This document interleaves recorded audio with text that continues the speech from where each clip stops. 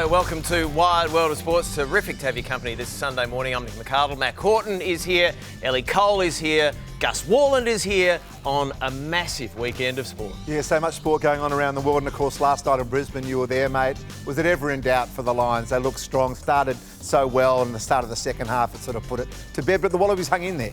Exactly right.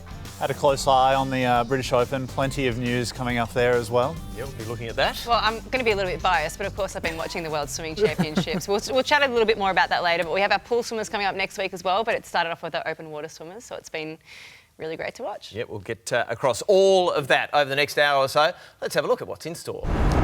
The fallout from the Wallabies' first test loss to the British and Irish Lions, a sold-out Suncorp Stadium, now a must-win next week in Melbourne. The Hawks too good for the power, but what made Ken Hinkley chuckle? Jimmy Bartell's got that for us. The Sea Eagles seal a controversial victory over the Storm to keep alive their finals hopes. Brad Fittler with the latest there. The Milano Cortina Winter Olympics only 201 days away. And our first glimpse of what's up for grabs, the medals unveiled this week. Brad Blank's here in a very hot Hollywood at the ESPY Awards. Coming up soon on the US Report. Yeah, looking forward to the US report this week. Stick around for that. Now, there is a big story on the boil, and it's something we're going to be hearing a lot more of over the next few weeks, you would expect. It's a breakaway rugby competition. So think IPL, any sort of... IPL's a perfect one. Live Golf, another one, Gus. So Roger Tuivasa-Sheck, he's been linked to this Saudi-backed rebel competition on $1 million deal, that's initially. So it's Rugby 360, it is Saudi-backed, it's got some backers from NFL, from Premier League as well, from Formula One. There's big money in it. The 40 top players in the world are being targeted across rugby and rugby league, and on $2 million a year, £1 million for the top players. So Ellie's going, yeah, sign me up. Where do I play? Well, what do you think about this? It's very much like Live Golf. Yeah, it is. And Live Golf, when we first started, we were like, we've got to be worried about the PGA. But it's actually worked out really well. You only have to go to Adelaide to see that, how much people enjoy it. And that's the end of the day. People want content. People want to go to live sport. The money is going to be there with the backers from Saudi. Have we been sort of desensitised around the money from Saudi Arabia? Because initially we're all outraged by that. I think at the end of the day now, we want our best sports people to be paid well, and we want to watch good sport. So, I'm excited to see where we're going to go with this. I reckon the players have been desensitised by the money. That's for sure. Mac, your take? Money talks. I think I like it. I like a disruptor. We saw a similar thing in swimming with the International Swim League. It ultimately failed, but the end result was that World Aquatics started paying swimmers and athletes more in prize money and appearance fees. So as long as it keeps people in the sport, people interested, more eyes on the sport, I think it's great. So, Ellie, what these backers are saying is that it's got a bit stale. The rugby's got a bit stale, and now they're going to sort of model it on like a Grand Prix situation. They'll play in London, they'll play in Sao Paulo, they'll play in Spain, New York, LA. It's got a bit of sexiness about it. They're trying to attract a new audience. Is that a good thing for rugby? I think it can be. Sport always has to try and change and evolve with what the current, population wants to see. And this is going to be certainly very innovative and bring the sport to an entirely new audience. And as you mentioned, the pay deal is about 5 times more than the rugby players would be earning otherwise here. But I think innovation's always really good for sport. Obviously, with the Saudi-backed investment, it does leave a bit of a bad taste on people's mouths. But at the end of the day, I think this is going to be really good for the sport and do amazing things and really challenge the way that we play rugby and the way that we consume rugby. And yeah, I'm for it. I just don't think it's going to work. I think Rugby League are going to have a lot to say about that, and Peter Volandes in particular will not be liking this discussion in any way, and he'll point to the fact that rugby is not as good a game as Rugby League. Why would Rugby League players want to go there? Well, £1 million a year, like you said, is going to be a big cherry for that, because the number one Rugby League players are not getting paid that amount of money, and they're obviously not playing as many games as well. So you can see why an athlete might want to have a crack at it, especially Roger, who's done everything in the game, played every game, played both games, and it's a nice little payday for him. Yeah, so keep an eye out for that. Roger Tuivasa-Sheck, as we mentioned, Ryan Pappenhausen's name has been mentioned as well. Wow. Nelson Asafa-Solomona. And my understanding is at least 3 Wallabies are maybe in the mix as well. So will they not be able to play for the Wallabies then if they go with this league? That's the thing. So Rugby Australia is saying they're still eligible just like a Will Skelton who's playing overseas, could come back and play, but their preference will be to choose locally, just as it always is. So there is plenty more happening on that story. We'll keep you up to date over the next couple of weeks. Now, Gus, imagine walking into your midweek indoor cricket match, and it's Division 3-4 in Melbourne, and you look across and you think, geez, I recognise that bloke. And it's a bloke who's taken 500 international wickets, Lasith Malinga. Yeah, Can you believe it? Well, he's batting there, and he's batting actually okay, but it's more when he gets the ball in his hand. Obviously, such a fantastic bowler for Sri Lanka over the years and stuff. And this delivery here, nearly takes the bloke's head off. So it got us thinking about the top 5 this week, is when a sportsman of that sort of calibre that have played at the highest level just drop down and start playing with their mates in the social stuff. And of course, it happens a lot. Number one should have been this, but this is number 5. Josh Getty, obviously absolute gun from the Chicago Bulls and Australian basketball. He went and played with his mate in Frankston in the Vic League basketball Monday night against the Benny Boys. Everyone, of course, got word that he was playing, and everyone came down, and they had to cancel other games because everyone was standing on the other courts around him. You know what? They lost. They lost by over 20 points. Yep, and the umpire said, I pinned him for a couple of fouls, which he loved. This one here, Yvonne Goolagong, if you're sort of not understanding of what a gun player she was, it was an open era of tennis where anyone could walk off the street and play in a New South Wales Open. The New South Wales Open, she played as Wimbledon champion, but the New South Wales Open was in Kooyong in Melbourne. She ends up losing the final of that, but she just walked off the street and said, yeah, I wouldn't mind having a hit. So Yvonne getting the silver medal in that particular competition. 3, Junior Polo. He played on a Friday night in front of 50,000 for Parramatta against the Eels. And then his brother-in-law said, mate, we're a bit short Saturday morning. Can you come and play 3rd grade rugby union, which he did. He said, you know what? No one will recognise me. I'll just put that skull hat on. Everyone recognised your champion, and in the end, the club got doubted a couple of points. Number 2, this is my favourite, Shelly-Ann Fraser-Price. Yes. She's in the father and son race at her son's athletic competition. She smokes them, of course. She did not take it easy. She ran all the way to the line. I think we've got a drone shot in a minute of up high. Here it is. Look how much she smokes them by. The other fathers and mothers just sitting there in her wake, and her son, of course, at the end, all happily. Number 1 is Gary Ablett Jr. in 2023. He played for Drury, 1 game in Gippsland, played really well, had 25 touches, a couple of goals. His dad had done exactly the same, and he went and did it. What a pleasure to go and play with God's son in a game like that. So it just goes to show you, when the Guns go to play, it's nice just to check in on them. Very nicely done. This is game 1 of the Test Series. The British and Irish Lions up against the Wallabies. We're on at Suncorp. Russell looks long, wide, right, and they get the first try. There's Jorgensen on the hunt. That's a good competition. Jorgensen, freakish. It's a try to Australia. Trying to muscle his way over Curry. Jones there for Curry. He puts it away to Sheehan, who's in the corner. Tizano. And there's a little bit of life here for Australia. McDermott back against the traffic. Take McDermott.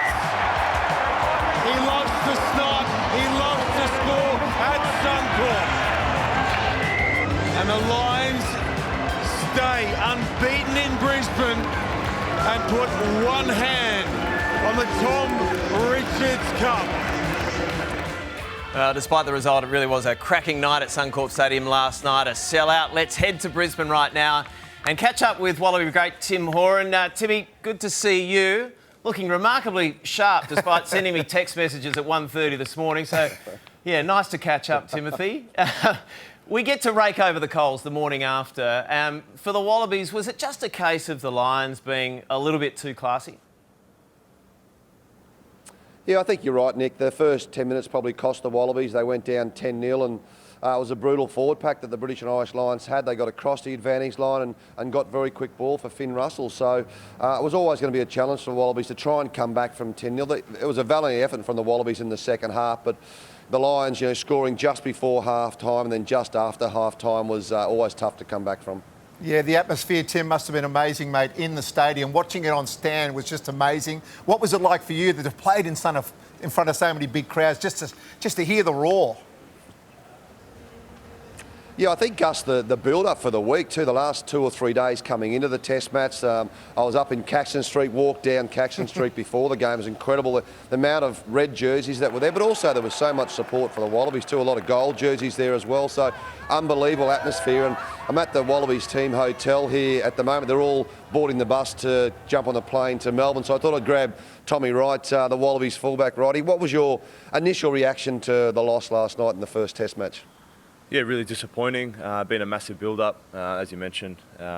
Brisbane, plenty of gold, matched by plenty of red jerseys floating around. But yeah, we took a lot of learnings out of last night. I think it's pretty good the group's come out reasonably unscathed as well, which is nice.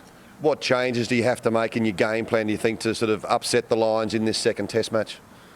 I don't think drastic change is going to be on the cards for us. I think I heard you mention the first sort of 10 minutes there, really combative, which was no shock to us. We knew that sort of game style from them was coming.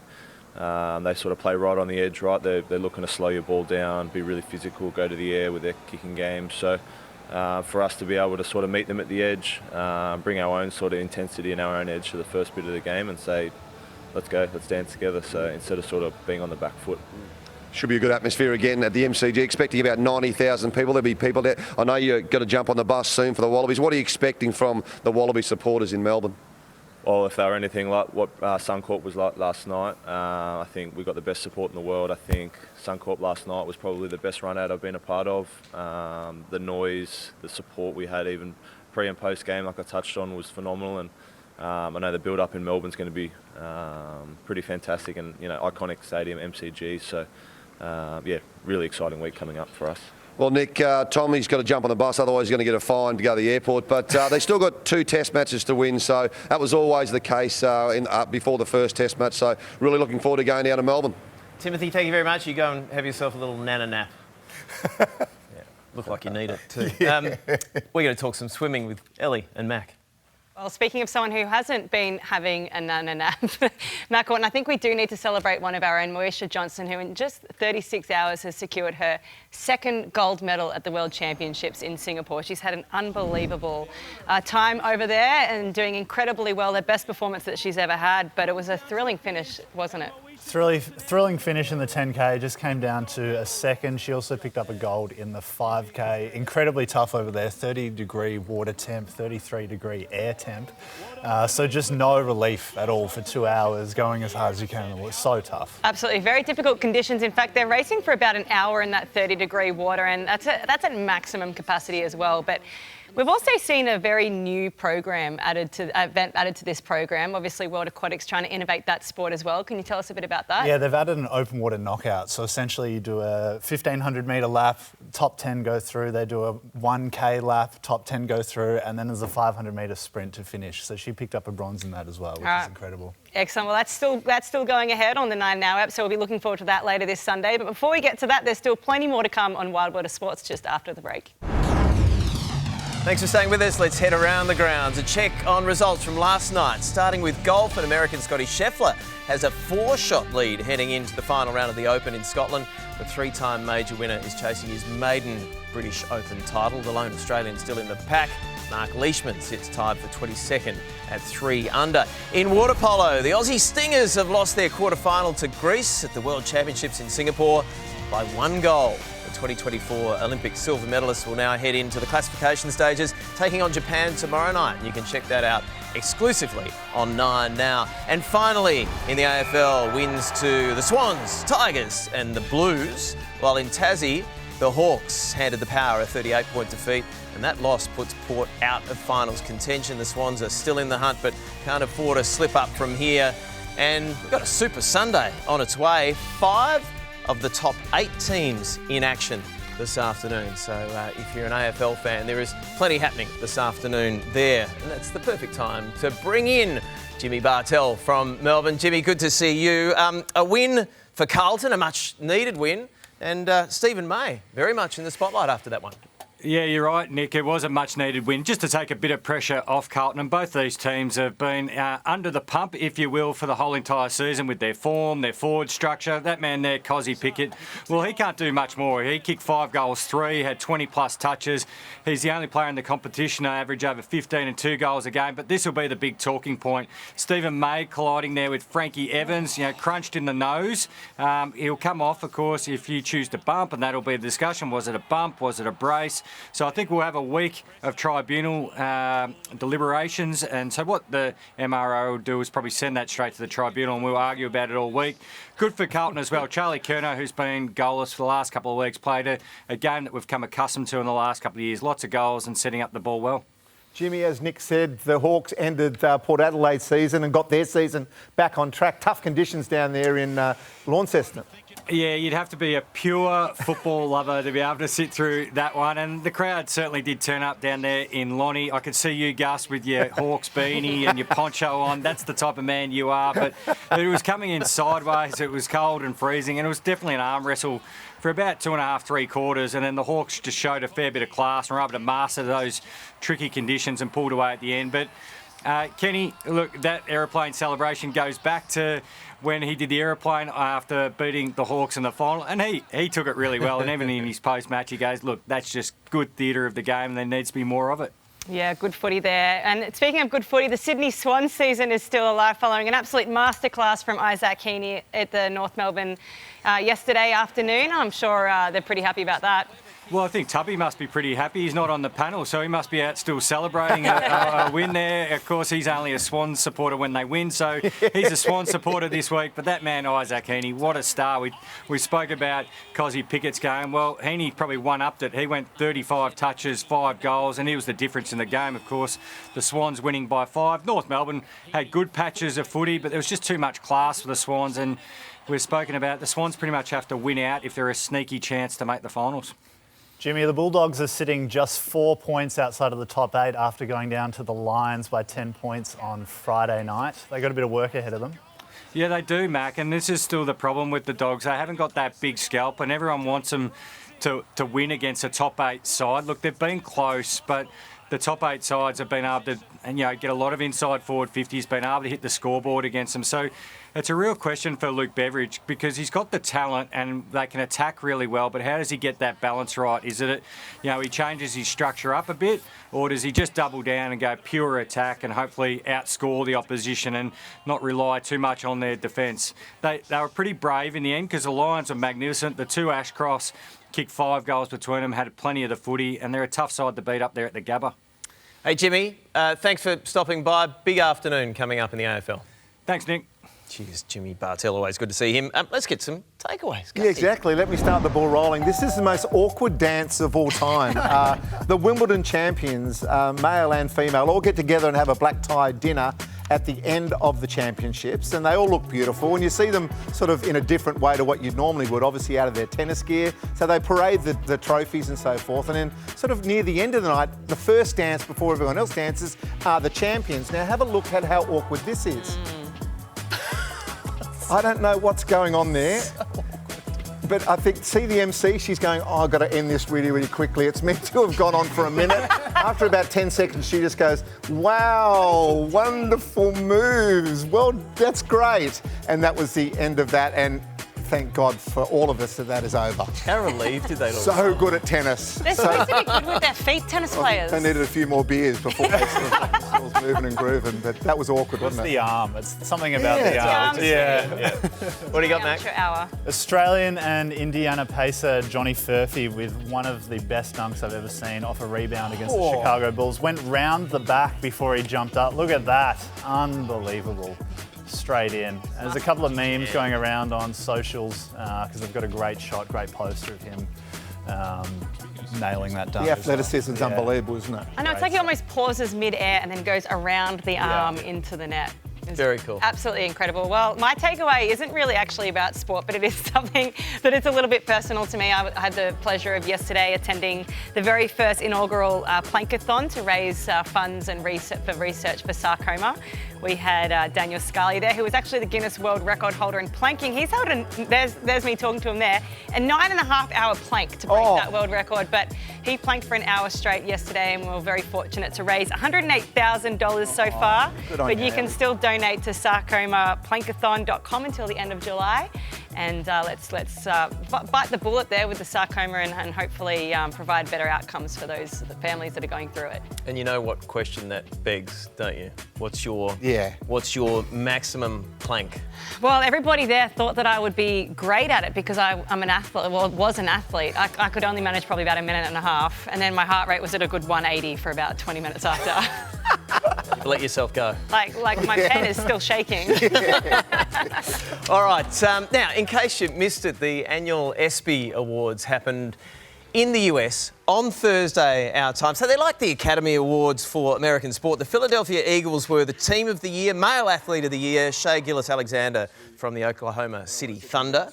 Simone Biles was the Female Athlete of the Year, and Alona Maher, US 7-star, the Breakthrough Athlete of the Year. And the ESPYs are where we're heading for this week's US Report.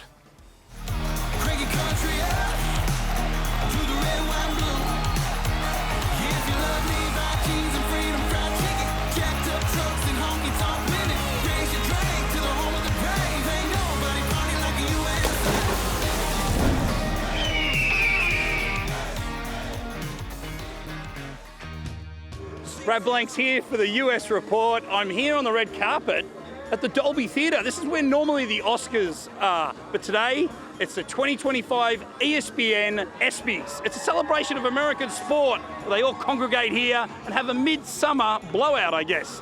Looking forward to chatting some of the big names that are walking this red carpet.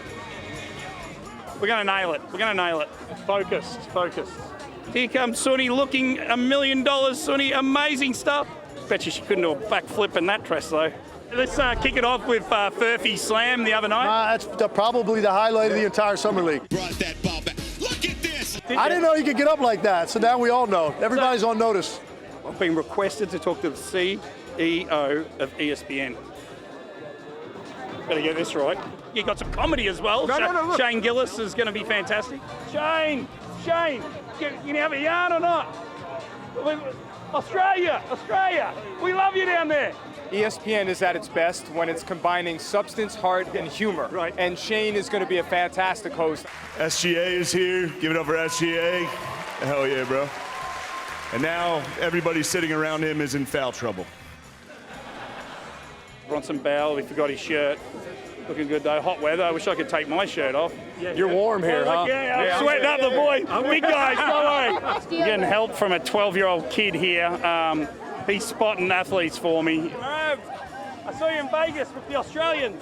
You were in Las Vegas for the rugby league. Yeah. You remember that? Yeah, of course. Yeah, it was good. They all loved you. The crowd went crazy. I love Australian people and I love Australian rugby teams. They are strong, very strong. It's incredible what punters are doing in the college system. It's gotten to a point now in college football and really the NFL, if it's not an Australian punter, you're like, oh. You know, it's almost like everybody has become, it's really a hot trend. All right, this is an absolute cluster here of people, athletes, and just sweaty humans. Stay calm. How we go. Mr. Buffer, now how are you feeling approaching maybe having your beautiful voice and announcing at the White House when the UFC takes over the White House? That'll be my brother Bruce to do that. He's the big star in the UFC. Right. No, you're not right. Oh, my goodness, you're the boxing man. Well, great to see you. All right, good to see you, sir. You're looking good. See you. Have a good night in there. Screwed that one up. It's his brother going to the White House. So a lot of confidence then heading into August, which is, a money-making month in your sport. Yeah, big couple weeks coming up, obviously leading into the U.S. Open, so a lot of confidence from Wimbledon, and I just got to, back it up, train hard, and be ready to go. There's Buffer, the brother, the UFC Buffer. Will you be at the White House with your beautiful voice? Well, thank you for that. I appreciate the kind words. And yes, I plan on being at the White House. Absolutely, I want to roar from the White House inside the octagon. You get to stay overnight, maybe sleep in the Lincoln bedroom? Well, I plan on staying overnight. If they invite me to stay in the White House, why not? Why turn down that experience? Yeah, do it. How are you, John? How are you, mate? Look at you. You look good. You look happy? Hey, you look good. Yeah, thank you. Rare compliment from John Jones. What a year, mate, you had. The NBA champion resides in Oklahoma City. Yeah, it was amazing. I mean, something you dream of, and it was something really exciting just to do it for the city of Oklahoma. I mean, they embraced us so amazingly, and it was definitely something really exciting. Jordan, the big guy, look at him, the legend. Yeah, Nicky, how are you, mate? You're looking good, mate. SGA, what an outfit. You look $1 million. Amazing. Looks like Sherlock Holmes. What would you go for if I was coming at... Look at the strength of this great man. That was amazing. Muscle. Yeah, you big muscle. Thank you. Got a compliment from a UFC fighter. Could have killed Jordan Childs, a gold medalist. Yes, I would have just splattered her, the poor darling. Well, that was a physical endeavour. The red carpet at the ESPYs, a wild night. I was beaten, I was bruised, I got sunburnt, I've sweated up, but it was inspirational. The greatest athletes in America all converging in Hollywood. That was a US report, and I'm Brad Blanks. Thank you. Great to have your company on Whitewater Sports this morning. Triathlon world number one, Matt Hauser, is putting together what really is an incredible season in 2025. The Aussie has claimed 2 gold and 2 silver medals across the last few months in the World Championship Series, including a remarkable anchor leg in Hamburg for the team relay. And Matt looks set to go into the World Series finals in Wollongong in October as the top-ranked athlete in the men's field. And he's going to be joining us right here next week on Whitewater Sports. So I look forward to your company for that. We're going to push a couple of quick singles right now. Who's getting us started? I'll get you started off because the official medals for the upcoming Winter Games, which is just around the corner, have been unveiled in Venice this week. According to the organisers, there's 2 parts and it symbolises the 2 hosts, Milan and Cortina. Beautiful. I think they're a bit boring, to be honest. Oh, do you? I do, but most people are calling them classic, very elegant, and for our Aussie athletes, if they do well, they'll be having one of their own. Yeah, the blurb says, inspired by the timeless elegance of Italian avant-garde. I don't even know what that means. Well, there's a bit of elegance here with Big Doggy Walters getting a statue. And statues can be a bit how you're going, can't they? They can be a bit hit and miss, but this is absolutely perfect in Dungog, New South Wales, rural New South Wales. Got him playing a shot, and Dougie's loved by absolutely everybody. He's a guy that scored 155 on debut, the only player to score a double 100, then 100 in a same test match, and, always icon now and Dungon's favourite. Not very often you see a good bronze statue. Yeah. No, this one's really interesting. Injuries may have sidelined Shohei Ohtani's arm, but not his imagination. He has just what all great athletes do, written a children's book. About his dog Decoy, who's here on the screen here. They hope that this book will support non-profits to rehome stray dogs. So beautiful relationship there. Now in illustration. He's a champion. This week at the British Open on the 13th hole, John Parry absolutely nails it. Hole in one. Look at that. My eyes aren't good enough. I can't actually see where it goes. I can't even see where it goes in this shot. In the hole. Is it in there yet? Somewhere. Yeah. I think it goes straight in.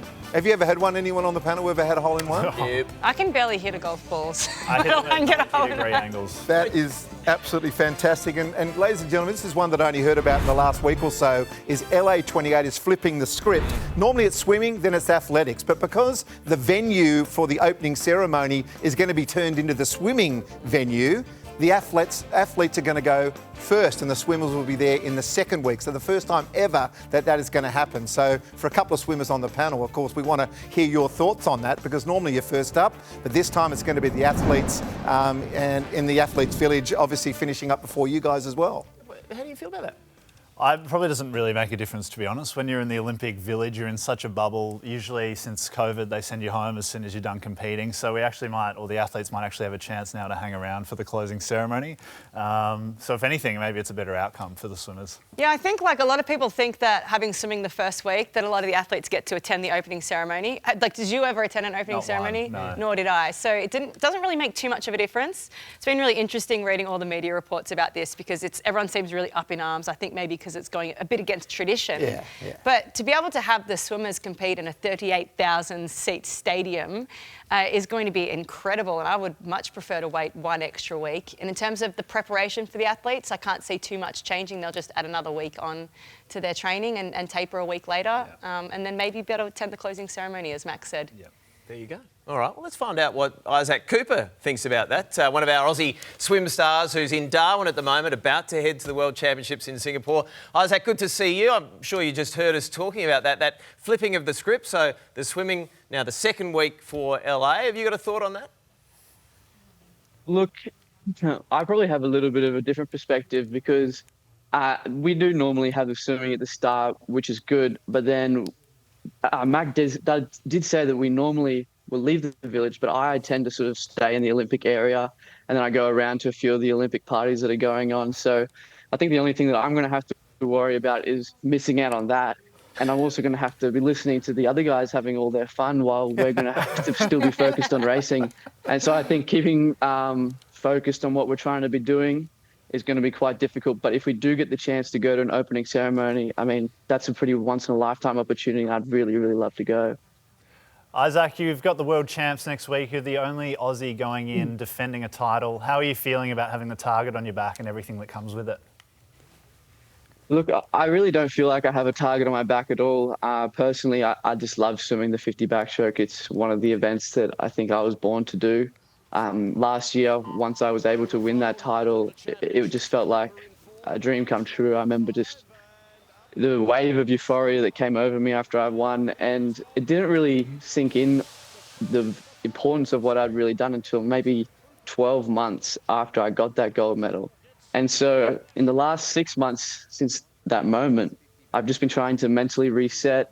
I've been trying to think about what my cues were before I went into Doha, and I think one of my main cues that I was focusing on in Doha was just to swim like I did when I was a kid and just to enjoy racing. And it's going to be a very, very stacked field this year. And so I think if I can just go in there with an open mind and just have the exact same mentality and just go out there to want to race, then I think the potential there is for a great race. I don't have any expectations or pressure, but I'm just really, really looking forward to doing it. And I'm only going for the one event, the 50 backstroke. So I get to focus all of that energy into doing the best job that I can do. How is preparations, mate? Slightly unusual up there in Darwin. Is that because you were trying to sort of mirror the humidity and the heat of Singapore, which is only a few hours away? Yeah, exactly right. In Sunshine Coast, it's like 9 degrees at the moment. I jump into the pool and the pool will be freezing, and normally after about 20 minutes you start to warm up. But it wasn't really warming up too much, and as a sprinter now, I'm not really doing as much distance in order to be able to warm up. So since coming up here to Darwin, it's been a beautiful 30 degrees. We've been out in the sun. It's been a great change of weather because I know I've been to Singapore before, and if once you walk outside, it's just a heat, a wave of humidity just goes over you. So I think everyone's getting well adjusted right now, and it was the perfect amount of time to come up adjusted for the climate. Well, you still have a few weeks of humidity ahead of you, but Isaac, I've loved watching your athletic career. This is your 8th Australian team, and now you're on the athlete leadership team. You've developed so much across your career, and you've just mentioned the way that you've changed your mindset. But what else have you changed as you've evolved as an athlete throughout your career? Oh, well, how long have you got? I think I can go on about that forever. You're right, this is my 8th team in a row. It was my dream to always make it onto the Australian swim team and to be able to represent the green and gold. I made my first team when I was 17, and we actually had gold cap presentation last night, and I spoke a little bit about what my first gold cap presentation was like and how excited I was and how unique of a feeling that was, and that feeling hasn't gone away along every single team. And now my 8th one, I'm here now as a team leader. I feel like I've had a full circle moment. I'm very proud of the career that I've had. It's had a lot of ups and downs. And my training program as well has also changed. When I was a younger swimmer, I came from a massive distance background. We used to do 60 to 80K weeks pretty regularly. And now at the start of the year, I wasn't doing more than a kilometre a week. So the evolution has definitely been going on. But I would still say that I'm not even at a halfway point in my career. So to see what else is going to come on my career, I don't know what it's going to be, but I'm excited to be a part of it. We're excited too, Isaac. Lastly, they've added the 50-metre backstroke to the Olympic program along with all the other form strokes. You said it's the best news you've ever heard. How has it changed the way you train? What are you seeing amongst the sprint specialists in swimming, and what's shifted? For me personally, definitely the best news I've ever heard. I think it solidifies it solidifies the longevity of my career, and I think it solidifies the longevity of a lot of athletes' careers. My training has personally gone from when I was training for the 100 backstroke in Tokyo, I was doing about 45 kilometers a week, maybe 3 medium gym sessions, and I was doing 0 resistance work. And now my sessions are very speed orientated. I've done some work where I've been trying to see how much weight I can pull in the pool as well. So sort of trying to incorporate gym into the pool with resistance. And my gym training has also gone up a lot. So now I'll do up to 5 heavy lifting sessions a week. And my body mass has gone up by 12 kilos as well over the last 4 years. So I'm now racing about 12.5 kilos heavier than when I was debuting on the team. Isaac, that is amazing. You've clearly done the work. Good luck for Singapore. And I think we speak for a lot of people in your life. We are so glad you've lost the mo, mate. Oh, you know what? I really liked it, and I was getting a couple of compliments on it, but my dad says that it was taken away from my face card, so I figured I'd listen to him. He always knows best. I want to know who was Good complimenting. advice from the old man, let me tell you. Who's complimenting his mo? That's what I want to know. Hey, all the best for Singapore. Thanks for joining us. Thanks, guys. Isaac Cooper. He just speaks so well, does he? He's a great ambassador for the sport. The World Aquatics Championships continue today on 9 now with water polo, artistic swimming and the mixed 4x1500 metre open water relay, all live and free. And this time next week, our Aussie Dolphins, they are going to take on the world in the pool in Singapore, catch Kaylee McEwen, Lainey Pallister, Kyle Chalmers and a host of other stars right here exclusively on 9 and 9 now, beginning Sunday, July 27. We would love you to stick around. Brad Fittler's coming in. We're going to talk some rugby league. That's next on Wide World of Sports. Thanks for staying with us on Wide World of Sports. Brad Fittler has dropped in. We're going to talk some rugby league. There he is. Very happy to be here. Freddie, your Panthers, back in the day, your Panthers, they seem to be turning things around just a little bit. They're 6 on the trot now. Yeah, 6 on the trot. The other thing is 5 on the trot at Combank. They didn't win a game there early, and they've got a real interesting period coming up towards the back end of the year where they play Melbourne, Canberra, at home at Combank, which they're going to need to win to stay in the top 8. And then they play Canterbury out at a core stadium, which I reckon there'll be 60, 70,000 there just on the eve of the semis. But the fullback, Dylan Edwards, he was just brilliant. He's so gutsy. You talk about stories. We highlighted this game, 2021 Grand Final. He actually played the game with a broken foot. Half their team was injured, and then they saw Dylan Edwards turn up with a boot on Grand Final day. And he said, I'm playing. They go, well, you know what, we better stop whinging. And they went out and won their first grand final. So, but all their Origin stars have been rested, and yeah, they're the team that people will be looking over their shoulder. On the charge. Absolutely. And there was a little bit of controversy last night with Harry Grant penalised for making contact with Luke Brooks there, which ultimately sealed the deal there for the Sea Eagles. How did you see that play out? Well, it was actually Harry Grant that brought this play to attention last year. He did it against Daniel Atkinson in a game against Cronulla. So I think if you ask him this morning, Harry Grant, what he thinks of the incident, he'll say, I shouldn't have done it. I've got no doubt. I know the coach was defending him a little bit in the press conference, but it is black and white. You just can't touch their leg. It doesn't matter how hard. The incident last year that cost him against Daniel Atkinson, he went to the judiciary and fought it and got off, but it cost him the game as well. So I think he should have been better, should have known better. The most talked about rugby league player, Lachie Galvin, got it done last night just at the crunch time against the Dragons. The Dragons can't take a trick. They lose so many close games, but the ball that he threw for the last final try was just incredible. He's got the number 7 on his back now, Freddie. Do you reckon he'll stay there? Yeah, he'll stay there. Yeah, without a doubt. I thought last week watching the Dogs play against the Cowboys, he would have learned a lot. I don't think what they did was perfect, but he also scored a try. He set up a try.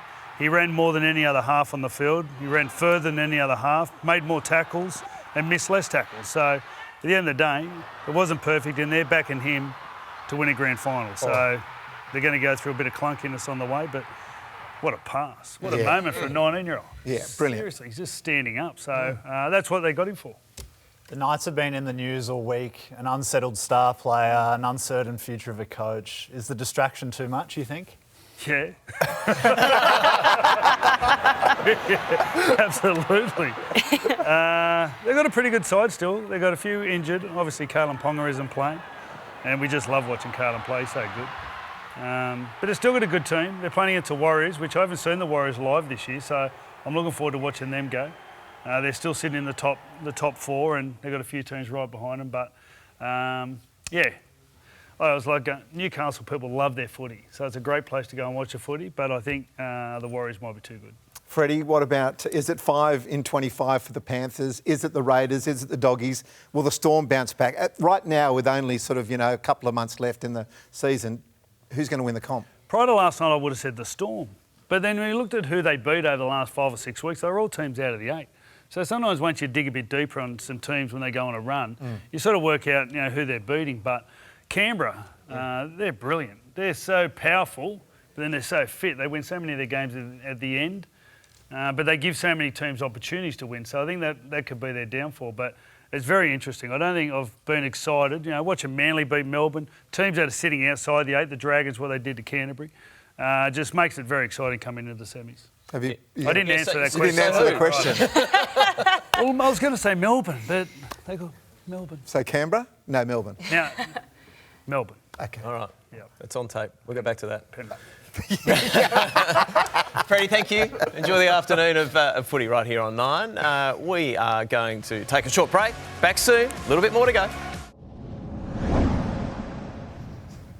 Thanks for staying with us. We're going to leave you with this. Surely you've caught up with this. The Tech CEO and his HR boss busted at the Coldplay concert on Kiss Cam. He's since resigned. Well, the AFL mascots, they've really got into the spirit of things. So that was the Hawks, the Eagles, West Coast Eagles. They got involved as well. This recreation of that special moment at the Coldplay concert. And in baseball, the US, the Phillies as well.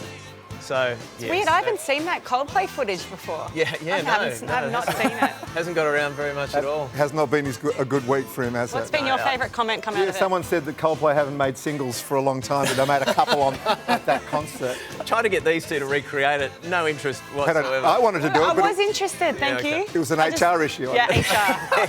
There is a big day coming up right here on Nine's Wide World of Sports. It's a triple header in the NRLW. The West Tigers, Titans, Broncos, Roosters, Knights, Warriors. So look out for that. Sunday footy coming your way as well, with the Knights and the Warriors from 3:30 Eastern. Round 20, can you believe it? Already the finals, they are creeping up. And next Saturday night at the MCG, in excess of 90,000 in the house at the MCG next Saturday night for the Wallabies and the Lions. That is a must-win for Australia if they are to keep that series against the British and Irish Lions alive. Guys, thanks very much for your company. Thank you. Thank you. We'll see you soon right here on Wide World of Sports.